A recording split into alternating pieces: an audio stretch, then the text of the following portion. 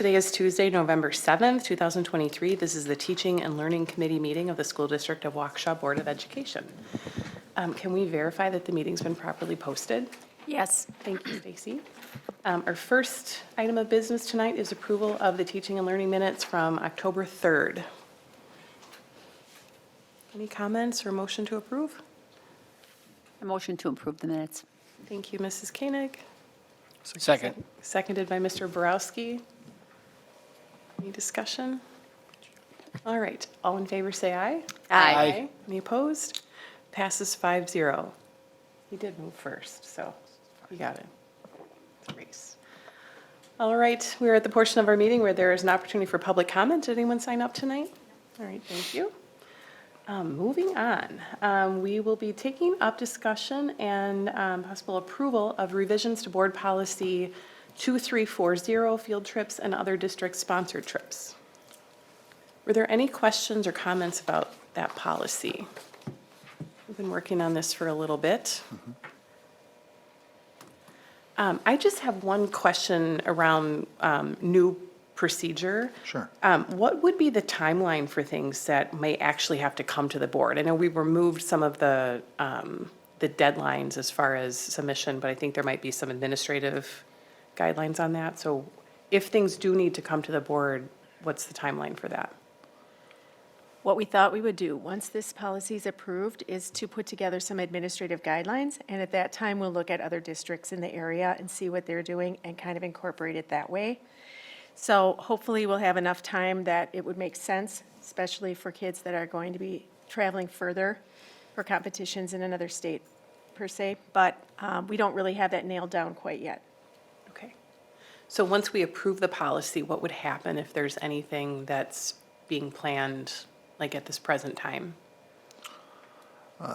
We would, I would say, bring it as quickly as possible. And I mean, in the interim, we could use our previous timelines until we had more firm timelines. We just wanted to make sure that nothing we were doing was, sometimes we felt like maybe it was too early, some of the timelines that we had, and we were constantly missing them, which is what was part of the challenge with the old policy, or the current policy, I should say. So we can be flexible with that a little bit, but also be streamlined as quickly as possible. Once this is approved, then my intention is to contact athletic directors, principals, and chaperones who repeatedly take kids on trips, and let them know that the policy changed and give them some guidance on what they should be doing going forward. I'm very comfortable with the direction that this is all going, and I don't really have a problem with any of the changes. My only concern would be if we approve this tonight and then we kind of have this gap as far as what those administrative steps might be. So I'm only just kind of curious then what happens between now and then. I have on my calendar to talk to Dr. Siebert on Thursday about putting together some administrative guidelines and get our act together. Okay. Is there a cost threshold anymore? Is there a certain amount that? Well, we took that out of the policy language, but I'm thinking that as we go through our process, we'll figure that out. I suspect that we will want to give kids as much time as possible to fundraise as we had been doing, so I don't see that we would make a lot of change to what we were doing before, but we just need to get it down on paper. If that makes sense.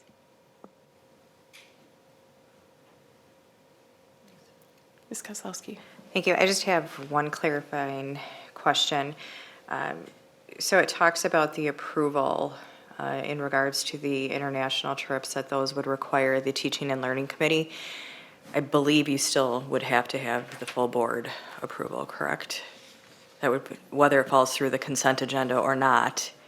Yes. But the Teaching and Learning Committee would not have the final say. It would still it would have start to have the here. board. Correct. Okay.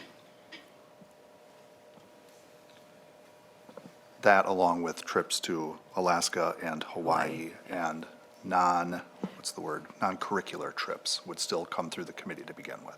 Okay.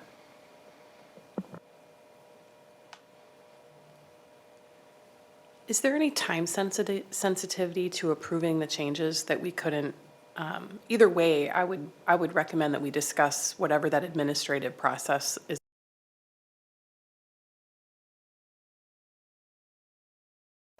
Yeah, there's no sensitivity here. We can do that. Yeah. And not that I want to get in the way of this approval, but would it just make sense to do all of that together? So we're not approving something that you might want to come back and say, based on the process that we worked out, we might want to add something to the policy? Sure. Yeah, why don't we just do that? Well, we can put together the timelines that we've discussed here this evening, any of the dollar amount thresholds. We'll work on that on Thursday, apparently, as Stacy said, and we'll have that ready for the December meeting. I'd be curious if any of the other committee members have thoughts about that. Again,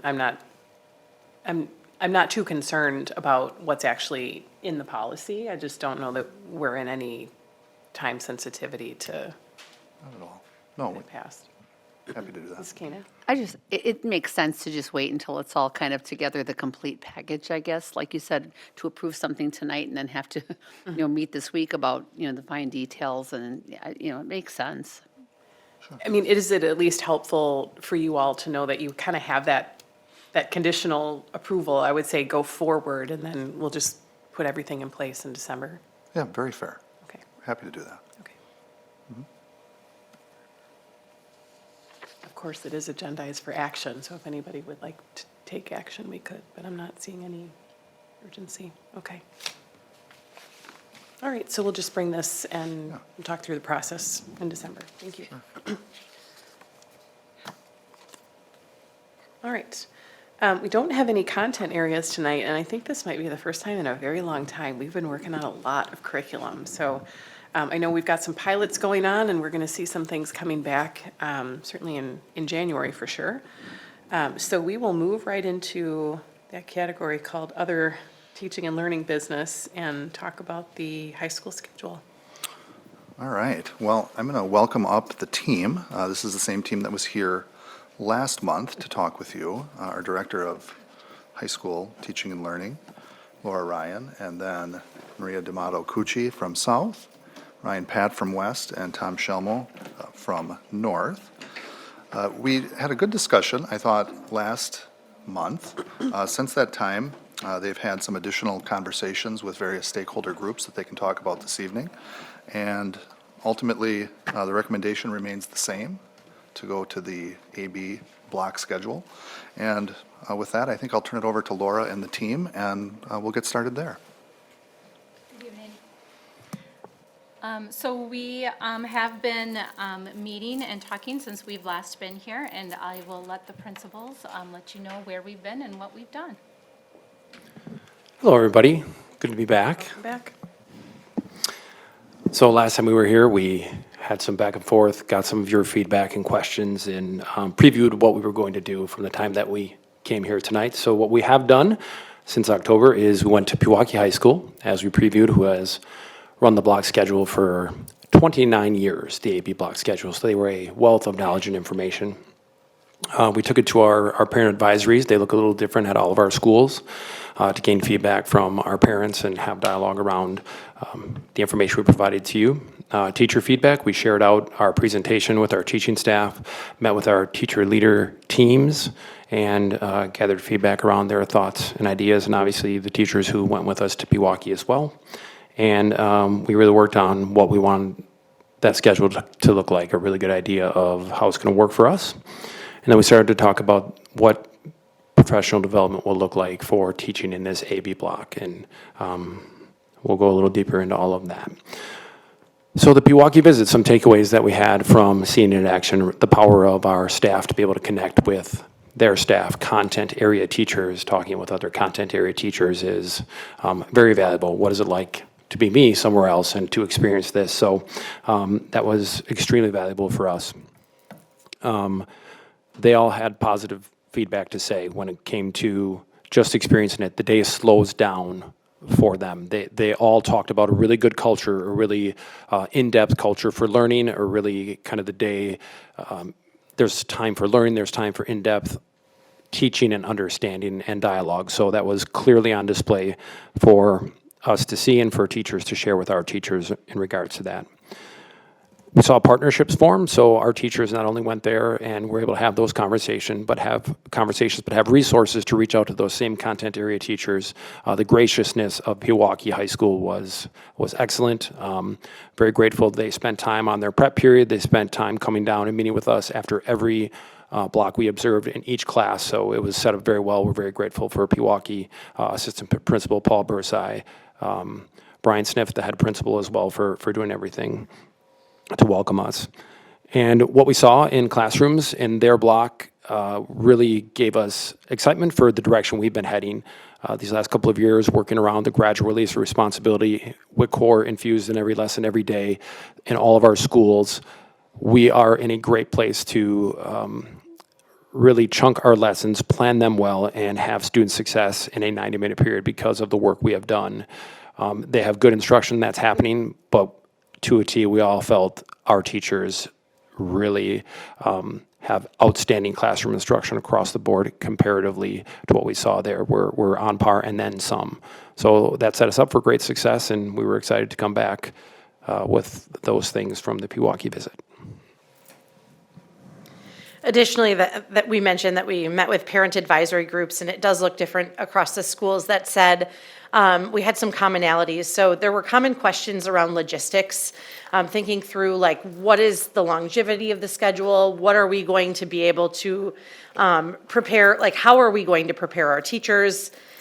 Parents really appreciated the college relationship with the schedule and being able to, I guess it really isn't going to be a big, huge difference to what we currently are doing. They like the consistency of the 8 courses and not losing any courses in the schedule that we are proposing. There was an overwhelming parent support of this schedule. So again, there were definitely some logistical questions that they wanted answered.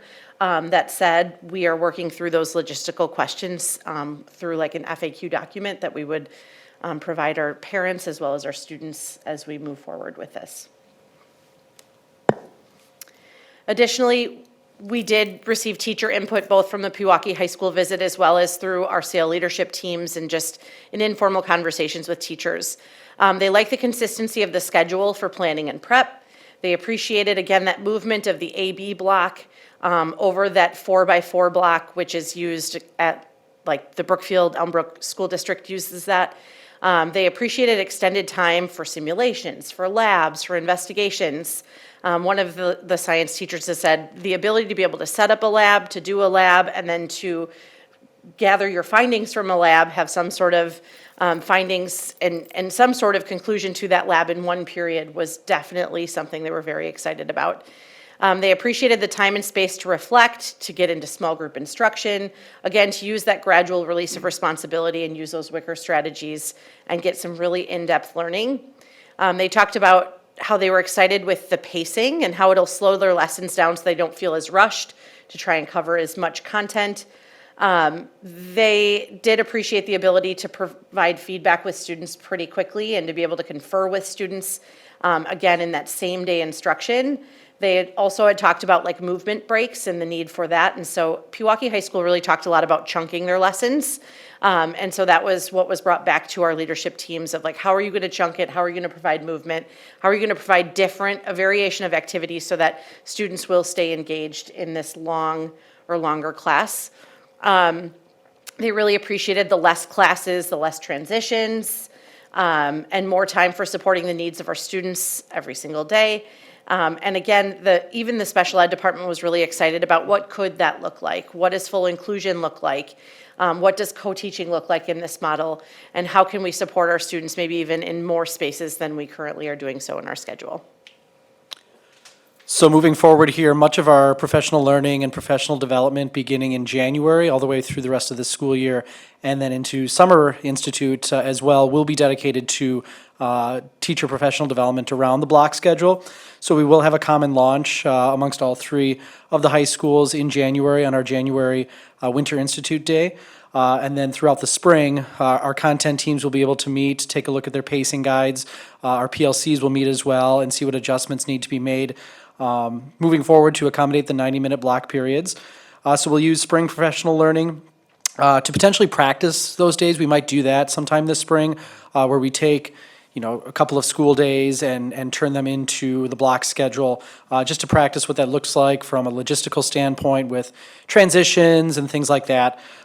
Continue to work within our PLC groups, within our individual buildings on the pacing as well as strong instructional practices. As Ryan and Maria have alluded to, the idea of chunking a lesson where you're not just doing 60-minute lecture and a 30-minute independent review time, things like that, so we can develop strong instructional practices, and then we'll plan for our Summer Institute professional learning as well. So this final slide here is our sort of final proposal on the specific timing of the schedule. The times would run the same each day. Each student would have 4 classes each day. We're working a bit on semantics still, whether we call it A day, B day, whether we call it odd day, even day, so you could run periods 1, 3, 5, 7, one day, 2, 4, 6, 8 another day. So we're working on that a little bit, but you'll see up here the timing still starts at 7:35, school day does, and ending at 3:05. The only other significant change you'll see up here is we are proposing moving JIT to and homeroom to the end of the school day, because that'll fit better in the schedule that we have here in front of you. So that is it, I believe, for us. I'll open it up to questions. Mr. Borowski? Yes, I was just curious. Obviously, it sounds like a lot of positives, which are good. That's good to hear. I'm curious if they offered or if you explored a little bit any negatives to the schedule in general, but in particular, if we do approve this and transition to it the first year, did they talk about challenges or negatives in that regard? So in general, but also just kind of starting off for the first time. We did ask Pewaukee that question very directly. The staff, honestly, it's probably what you would assume in that they, at times, are saying for some students, it's hard for them to stay engaged for that long of a class period. So it really is a matter of, again, chunking your lessons to do different activities. So that's what Pewaukee had talked about. One of their instructional guarantees was that all students are not sitting for a 90-minute lecture and that they are chunking their lesson.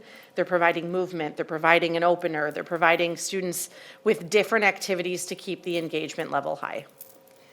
And I think I'd like to add to that is, we talked to several teachers who came from other districts, because this district has been doing it for, 29 years? So some of the teachers don't know any different. The students don't know any different. So when we talked to the students, they couldn't, what do you like better? They couldn't answer. And we said, well, what if you had 8 classes in one day? And they were just like, oh my God, not 8. That was crazy to them, but they didn't know any different. But a couple teachers came from other districts, and they were honest, and they said, I thought I was gonna hate this. I thought there's no way I'd be able to plan 90 minutes, I'd be able to keep my kids engaged. And hands down, all of them said I would never go back. And they said, let's be honest, it didn't change my workload or the number of students that I have, but it has changed my pacing, my time. I know my students better. I have better time with them. So they said they went in thinking they would not like it, and now they would never go back. We also did hear from Dave Zindler, who his wife was actually up on the board before we got in here, and who is an instructional coach for Pewaukee. He was in Pewaukee when they implemented the schedule. He said the first year for our teaching staff will be a change, right? And so that is a 1-year component, but getting back to where we feel we're set up instructionally much differently than they would have been prepared for. So that was another aspect of just that change for a year and for our staff to take that on, which we're previewing and have a plan for to do well. So. Ms. Kozlowski? Thank you. That was a great lead-in to my question. One of the comments that you had talked about is the strength of our staff as it stands today before we start to make a change into the block. And I'd like to hear a little bit more about that, because I think as much as this is a change in the first years, as we've seen with all of the curriculum development, is hard. But the strengths and the skills that are already built into our staff as the way we operate today is going to be a strong foundation to moving to this. And I'd like to hear a little bit more about that. So I can start, and you guys can jump in. So for the last 2 years at the high school, we've been working closely with the gradual release of responsibility instructional framework, and that really is the chunking of a lesson, and it goes through, not in any specific order, but really the phases of learning where a teacher models. It's the I do, you do, I do, we do, you do kind of teacher modeling, then we do it together, we do it with some guided instruction and some collaborative learning groups, and then a student can do that work independently. So we've been really, that foundation has been laid for us for the last 2 years. We're going to rely heavily on that. And so we we started last week working on, between the 3 high schools, kind of a framework of what we're calling instructional commitments that every teacher would make during that 90-minute block. What does the learning environment look like?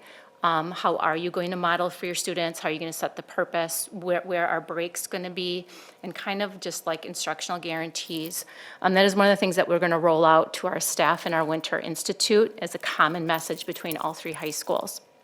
Then we're going to break out into content areas, and really we already have our coordinators digging into what are the routines and structures that support learning in a block in the science area, or in CTE classes, or in the English classroom. And we're really going to look at some of those structures and routines for each of those content areas and break out and to strengthen for the foundation that they already have. The only other piece I would add is just having all the Wicker strategies. Every day in a classroom, you should see writing, inquiry, collaboration, organization, and reading. I can't say that was exactly true for what we observed when we were in Pewaukee. That we observe already in a 60-minute class period in Waukesha. And so that to translate to an hour and a half is not a far stretch at all. Our teachers are definitely, they have the tools in their toolkit to be successful in a block without a doubt. I think sometimes our experience in education was maybe we sat and listened to the teachers talk more than we wanted to, or that's just what we were used to. And that has not been the case in this district for the past several years. And we call it chunking. I like the term that Laura Ryan has provided, which is catch and release, right? Like you're catching the students right away, you get them in focus instruction, you're modeling, and then you're releasing them to maybe collaborate with partners or with groups. And you're being very purposeful in what that is, and you're catching them back in, and you're maybe have guided practice where they're working in groups, but you're going around and prompting and cueing them as an educator. So all the planning that's been done around professional development, our goals are there. The chunking and catch and release are there, and our goals this year for our SAIL team is around collaborative practice. So students are learning together, getting to high levels of learning as groups should, as collaboration happens in business and everywhere. People working together in groups and in teams is what's powerful. So we're already in that mode, and our students will collaborate well and better as we have a longer time period to have happen. That's a focus for us. Okay, and just to follow up, one of the big pieces that we always talk about is workload, right? So how is the workload? How are we doing? This is another change that we are layering in addition to curriculum and a lot of that. And so the feedback on how things are going is going to be really important to understand how's it going. I think that the sense is that this is a really good move for all, and that will be a great help, but I'd like to make sure that we just keep a pulse on that and get feedback on how things are going throughout that. So professional development and then obviously an implementation. Mrs. Koenig. I just have a comment and a question. I really appreciate that you're using the Winter Institute in the spring professional development to make it known that it's coming and let the teachers start wrapping their heads around it, start getting familiar with it and just anticipate that we're moving in this direction so that they don't come back in August and be slammed with something completely new. It has a good feel of, they're being led into the whole, here's what we're going to do, and like almost like a release. We're going to do this, catch and release, exactly. And I love that. That'll increase the buy-in as well, so that it's not something just handed to them, like, here's what you're going to do, but it's like, we're going to do this, and let's start thinking about it now and planning for it. So I think that's going to be very powerful. I just had a question back with the parent advisory discussion. Could you give me a little bit of information? How did you solicit the information from parents? Did you have emails, surveys, meetings? How did that go with parents involved? So it probably is different from building to building potentially. We had a common presentation that we gave to our parent advisory groups. That presentation included all the information that we're providing with you as well.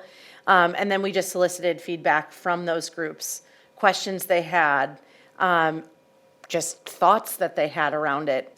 So really, it was a very informal discussion at South, but it was started with a presentation to give them all the information around where we've been, to where we're going, and overwhelmingly, it was very positive, the feedback we received.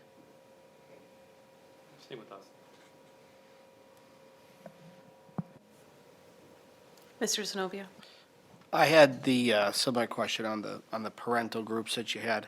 How many participants did you have? I mean, was it all by survey? Did they come in?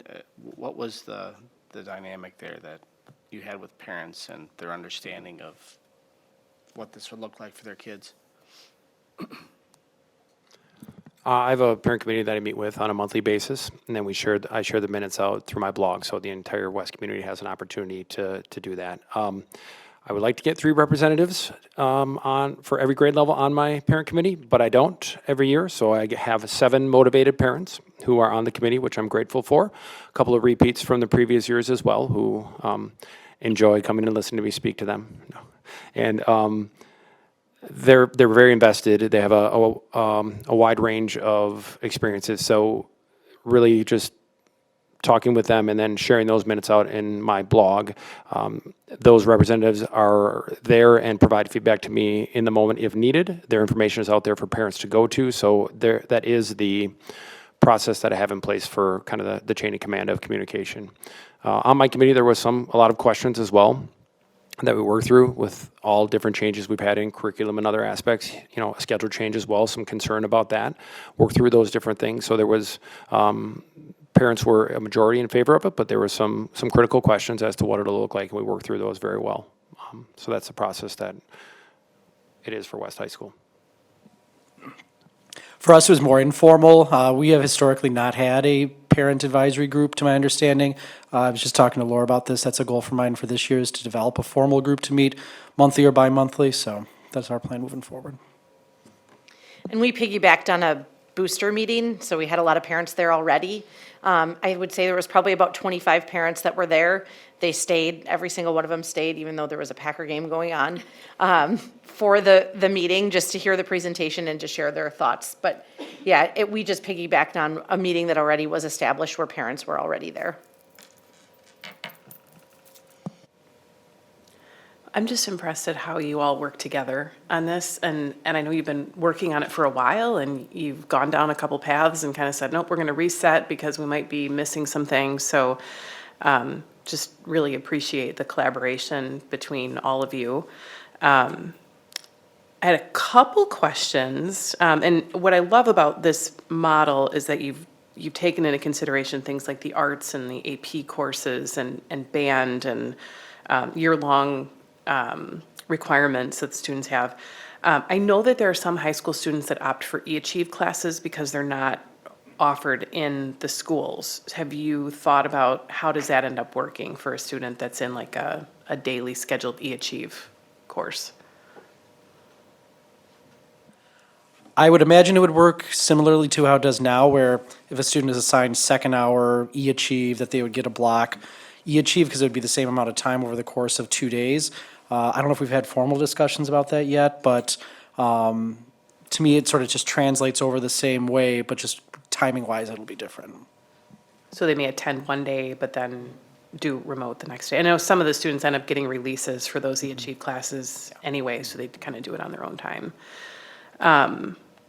My other question was just with respect to the just-in-time timeframe, and I know there was earlier some discussion about whether that's in the middle of the day or at the end of the day. There's some pros and cons to both. Obviously, we could try it and kind of see what happens, but what was the discussion around the scheduling of that? And the extension to that for me is, what does that look like for different class levels? The discussion around it was, Pewaukee does it in the morning time.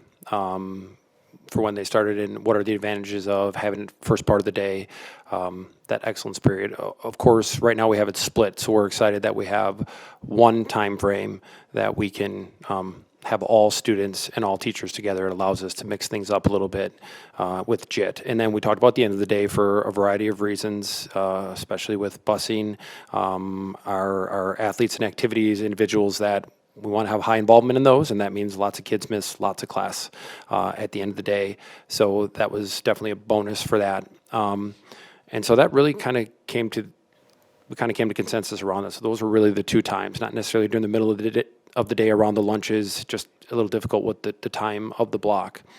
So that was discussion for that.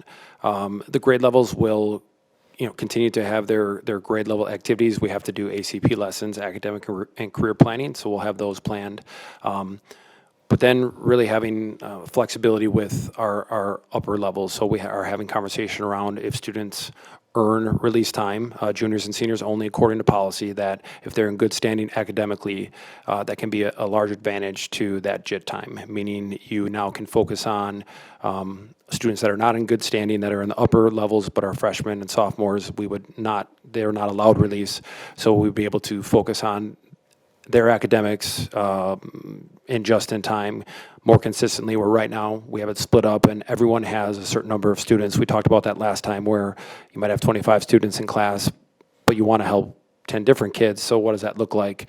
And that really is a huge advantage for the JIT at that time and all together. So we're excited for that opportunity.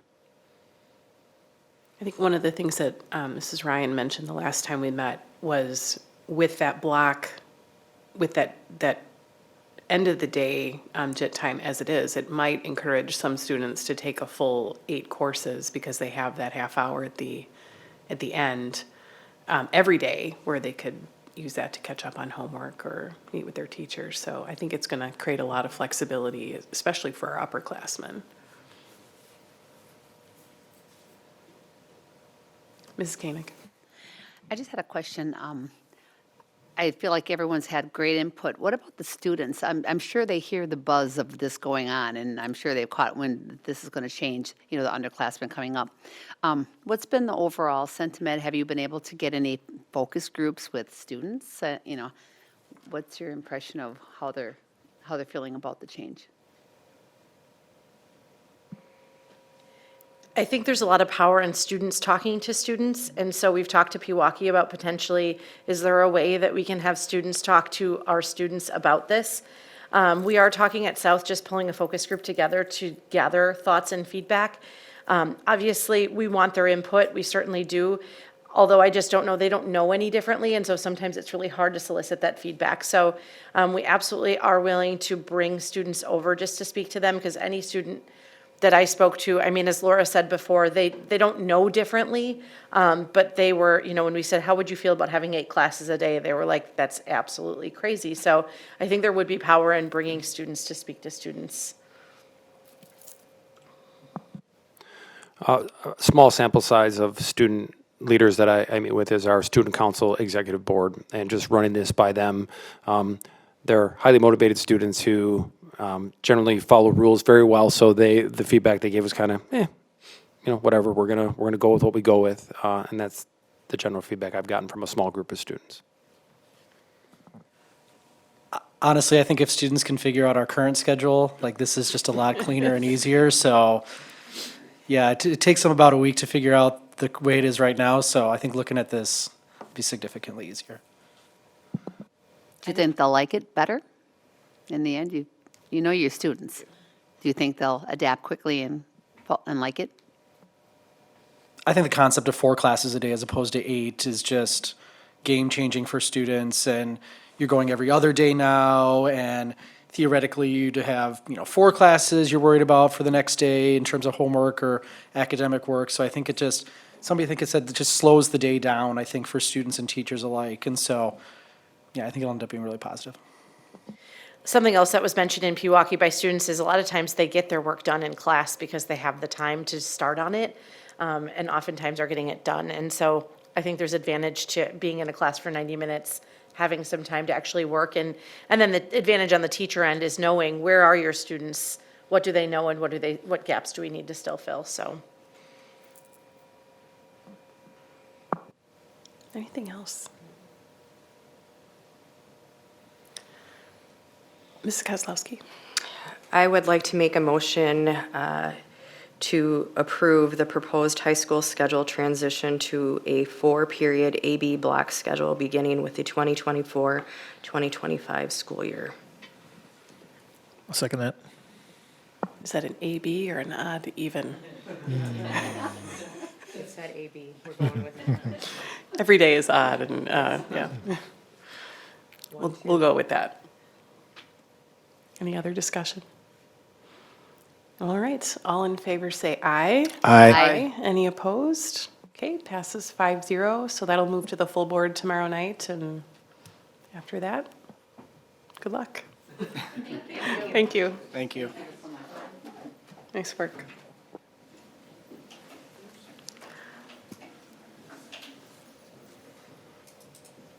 All right, the last item on our agenda tonight is a review of our key performance indicators on the Wisconsin Forward Exam and the ACT.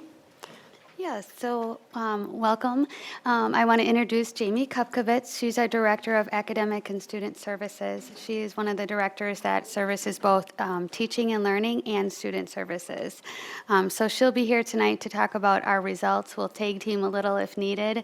But similar to last year, we want to start with a reporting out timeline of all of our teaching and learning key performance objectives. And then tonight, we are able to share some of the actual results from specific goals. Great. Welcome. All right, thank you. Good evening. All right, so we're going to start. Obviously, as Jen mentioned, the purpose for today is really to go over that state data, so we're looking at ACT and then our forward data, and then comparing that to our performance on our KPIs. So if we go and look at our timeline, so just as a reminder, today we are talking about our goals 4 through 7. And in December, we'll come back and we'll talk about our goals 1 and 2, which is looking at our DPI report card. And then in February, we'll be back again to talk about goal number 3, which is our high school GPA. All right, so let's start with our ACT composite. So as you know, our KPI is looking at our performance being 1 point above the state average. So here you can see our 6-year trend in data. And a couple of things to note. So the state is for the 22-23 school year was at a 19.3 and our district was at a 19.6.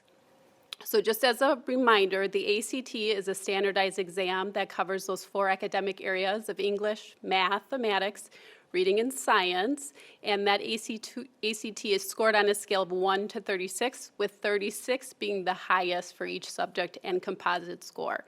So when we look at our data, we can see that we grew, so 0.3 above the state, and then again, if we look at 2021 to 2022 to 22-23, we also grew again. So some celebrations there for our district that we continue to see that growth.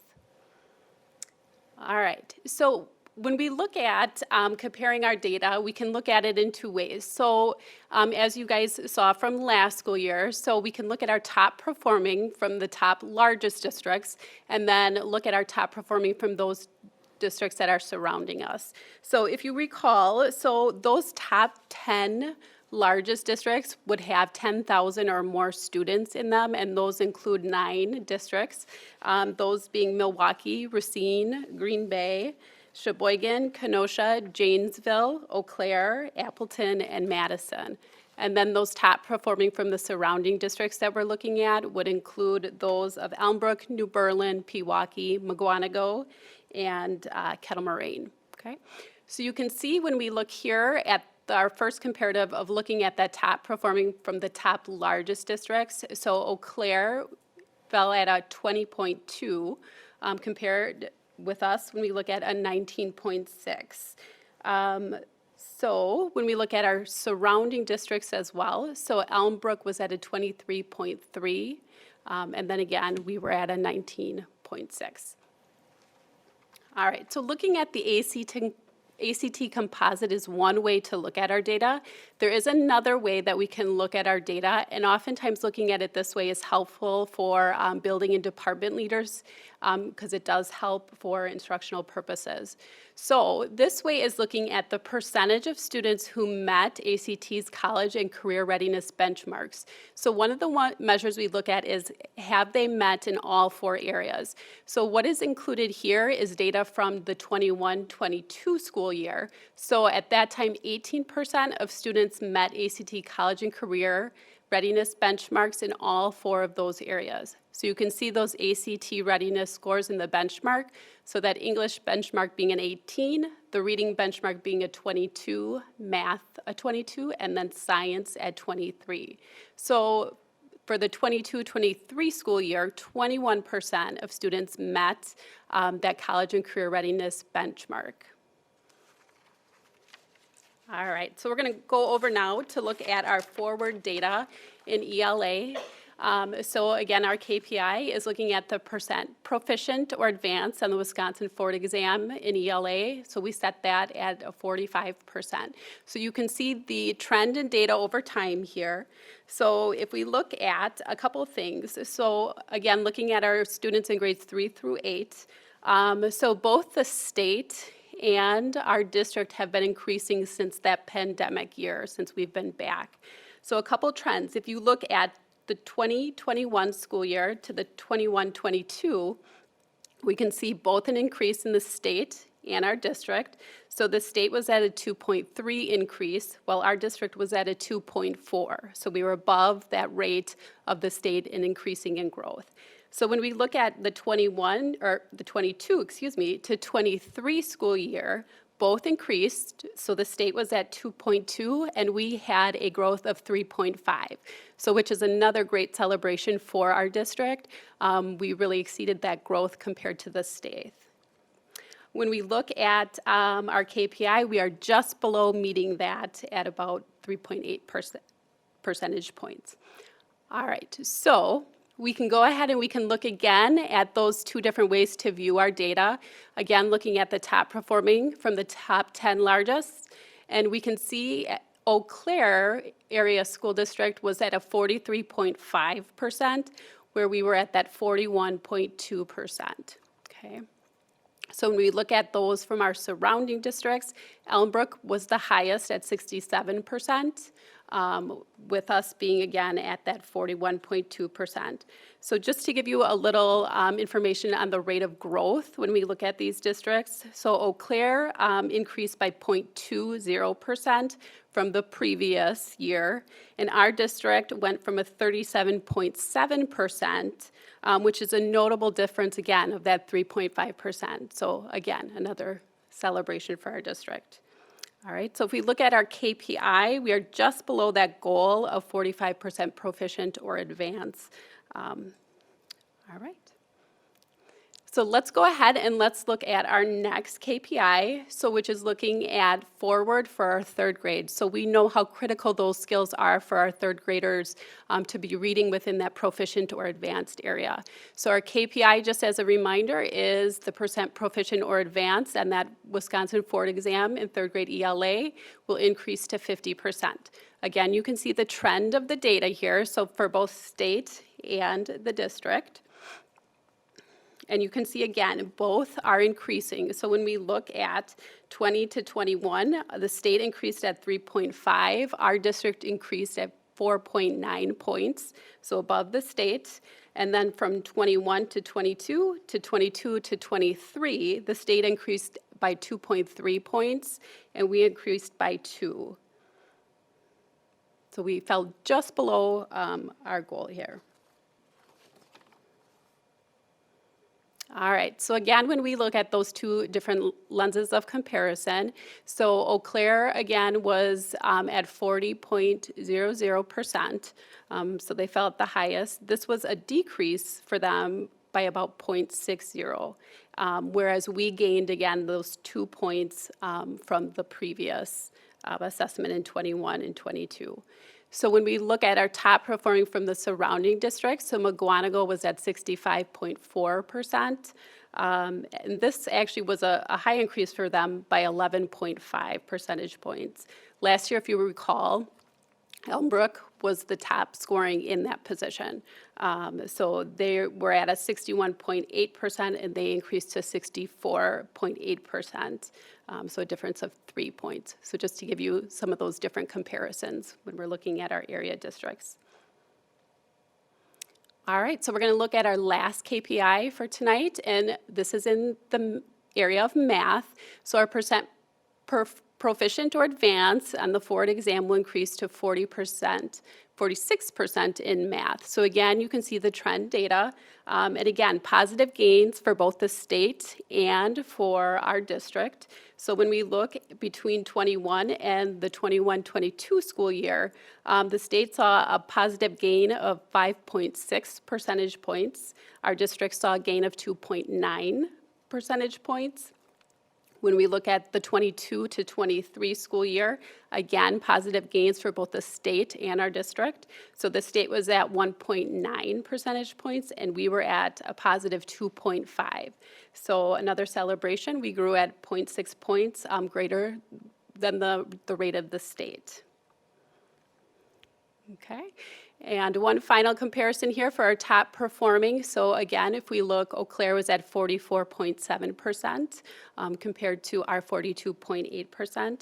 So Eau Claire grew at 2.8, whereas we grew at 2.5. So again, it kind of gives you a comparison rate of districts similar to us as far as like how we are growing.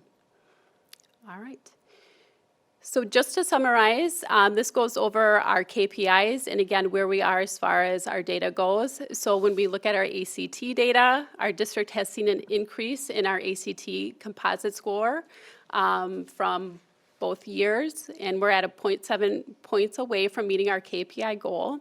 Our ELA forward data, our district has continued to increase in our percentage of students falling in the proficient or advanced categories from for ELA from 21 to 22 to 22 23. We've seen that increase of 3.5 percentage points, and our growth exceeds the state's by 1.3 percentage points. So we are just below our KPI goal of being 45% proficient or advanced.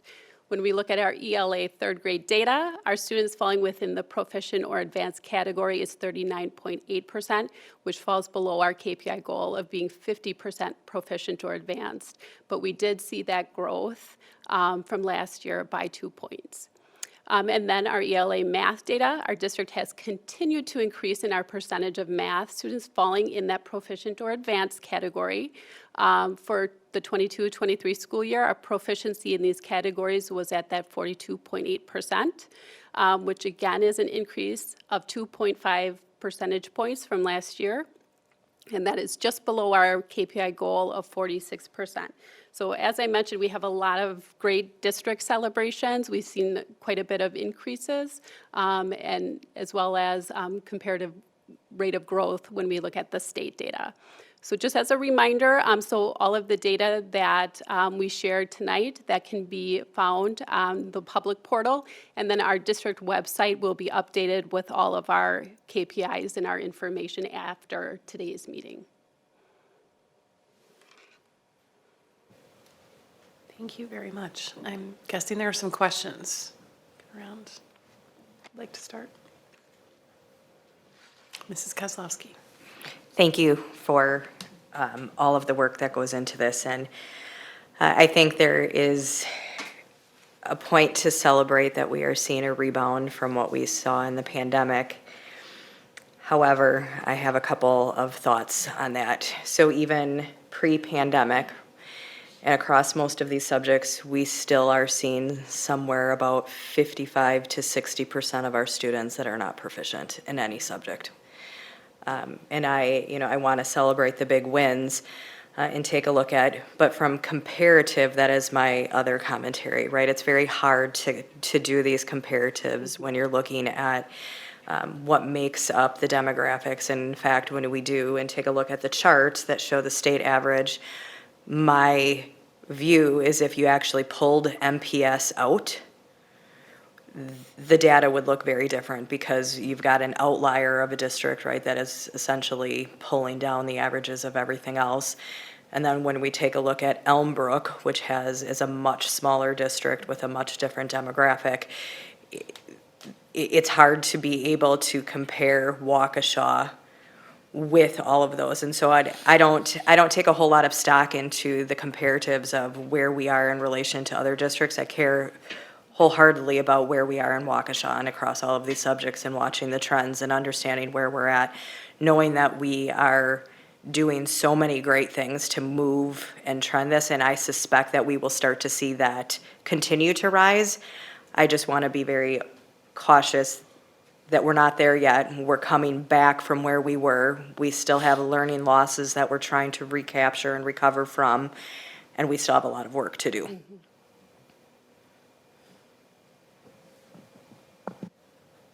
else? Just thinking back to when we established some of these KPIs, right? I mean, obviously, we weren't satisfied with where things were at. I don't know that we should ever be satisfied, right? We'll set those goals and then we'll work toward those and then we'll move the goalposts a little bit because we need to keep getting better. It's definitely really exciting to see that progress is being made. I mean, I'm just happy to see statewide and across, a number of districts that our students are starting to recover from what's happened over the last few years. But as Ms. Kozlowski said, we really weren't at a point where anybody should be thoroughly satisfied. Our numbers, I mean, especially on the math side, are exciting to see. The ELA piece, I just had a quick question about, so we're moving to iReady this year with testing iReady for math. for math.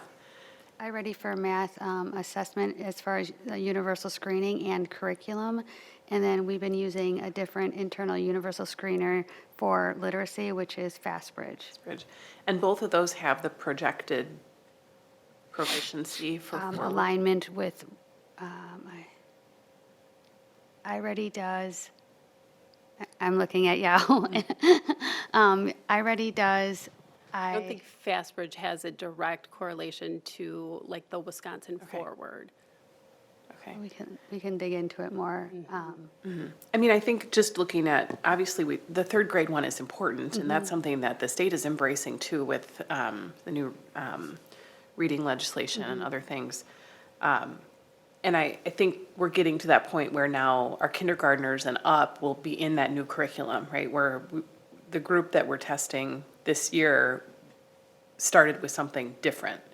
So as we bring in more new material, not more, as we're embracing the new curriculum that's been approved over the last couple of years, that's now standard for everyone who's being tested. Yes, and Melissa, I don't know if you wanted to come up and talk about, but I mean, that's part of the work that's also going on this year around literacy, not just at the Yep. K3 level, but, bigger district-wide, Yep. that will impact future results. Maybe related to that, one of the things I also just wanted to ask, and obviously it's not the specific KPI, but thinking about like ACT, an average of 19 across the district does not necessarily mean that the average student is scoring a 19. It's just the average score. And I know we've had some students have some exceptional scores. I think the part that we don't want to lose sight of is that great students can get a great education in the district. And so when we talk about averages, sometimes it doesn't always reflect the potential for a great experience, or that we're meeting students where they are. And so I might be interested to just getting a little bit deeper on some of these metrics. For example, medians and some of the standard deviations, which, I don't want to get too technical, but it would just help us kind of year to year. If we could look a little bit at, are these statistically significant changes? What are we seeing in terms of the ranges and the likelihood that we're going to continue to go in that direction? Because I think sometimes those small changes, when you have such a large sample size, it's just really hard to know if that's meaningful or not. But We could definitely add looking at those additional areas. thank you. Go ahead. Yeah, and I'd really like to piggyback that because I think that was hitting on some of the comments that I was saying. Digging into Waukesha and understanding Waukesha is going to help us drive and understand the full picture with understanding the bell curve and all of that, how that works. But so I think that is far more important than the statewide and where we're going. We're moving in the right direction, as I suspect we've seen across the state, but really helping us understand what's working and how are we doing, right, to meet everyone where they're at. I think it will be far more effective for us to do that. I think that was a great point. Yeah, we can definitely add that too. Mrs. Koenig? I just want to speak to something you mentioned, Dr. Piasek, about the new curriculums. In the school visits I've had since September, I've been visiting a lot of the schools and several elementary schools, and I've talked to the teachers. And they have said they've seen significant improvement from last year to this year because the students in elementary have had new literacy curriculum a year now, and they're on year 2 and with the reading and writing.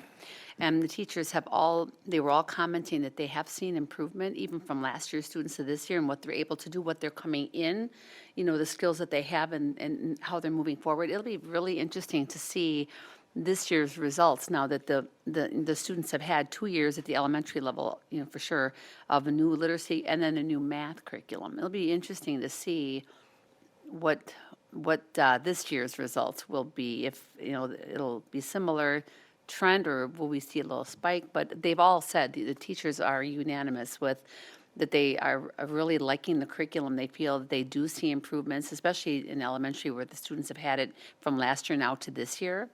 So it'll be interesting to see how that, I guess, is visualized or realized in the data this coming year.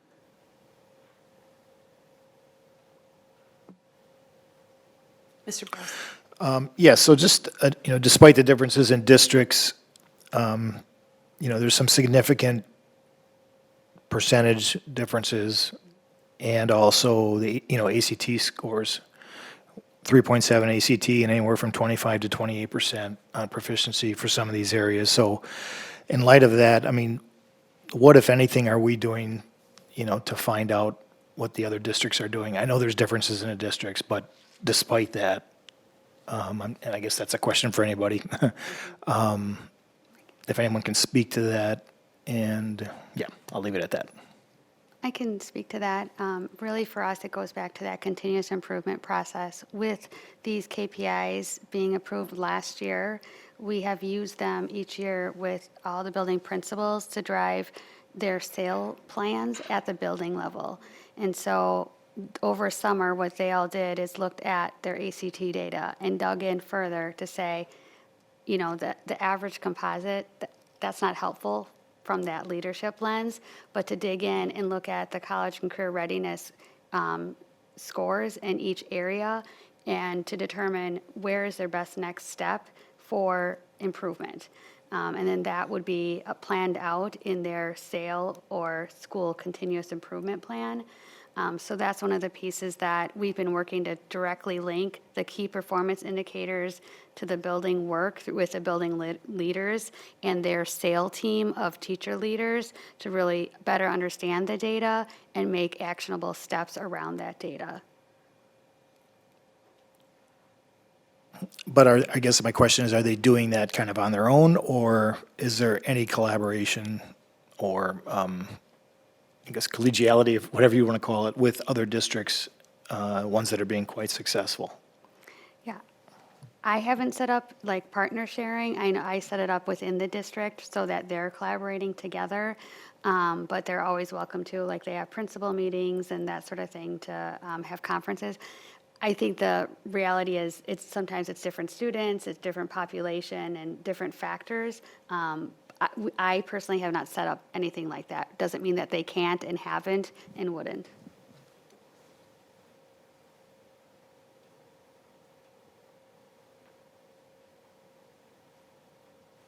Mr. Zenobia? Thank you. Well, I commend you on your presentation because you went through all those percentages and I don't think you missed any of them. So that was amazing. Good job on that. It's tough to do.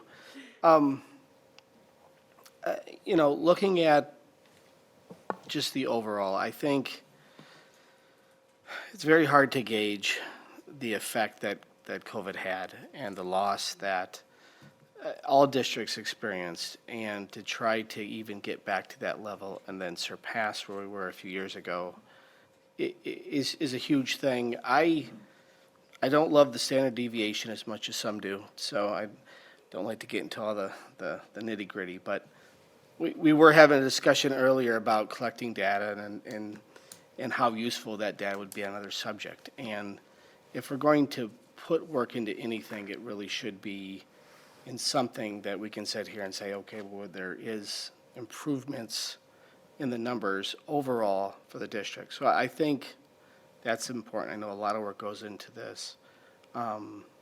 So to have even just a snapshot to say that there is improvement taking place is valuable. I know there's been a lot invested in curriculum.